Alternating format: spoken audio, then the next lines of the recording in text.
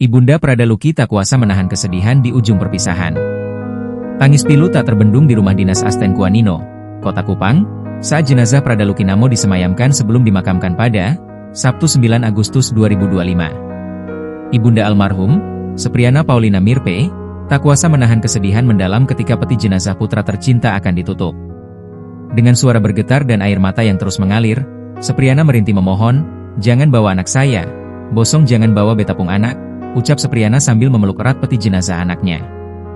Dalam kepedihan yang menghancurkan hati, ia berteriak, "Luki, Mama hancur nak. Luki, tolong Mama, kasihan Mama, nak," ucapnya lagi dengan nada lemas.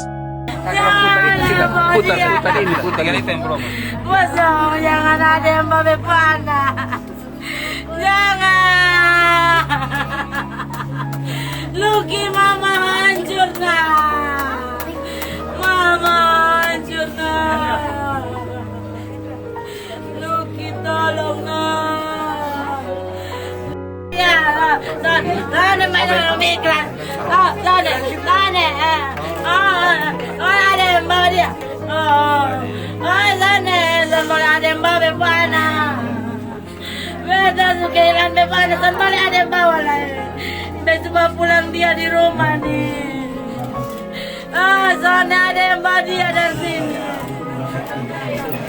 Suasana duka kian terasa ketika ayah, saudara, dan kerabat turut menangis histeris di sekitar peti yang sudah ditutup petugas. Isak tangis memecah kesunyian, menandai perpisahan terakhir seorang ibu dengan anaknya yang pergi terlalu cepat. Disaksikan pos-kupang.com, usai penutupan peti, dilanjutkan dengan upacara kedinasan militer yang dipimpin oleh Komandan Brigade Infanteri 21 Komodo. Usai upacara kedinasan, peti jenazah Prada Luki yang dibungkus bendera merah putih dipikul beberapa anggota TNI diantar ke mobil ambulans.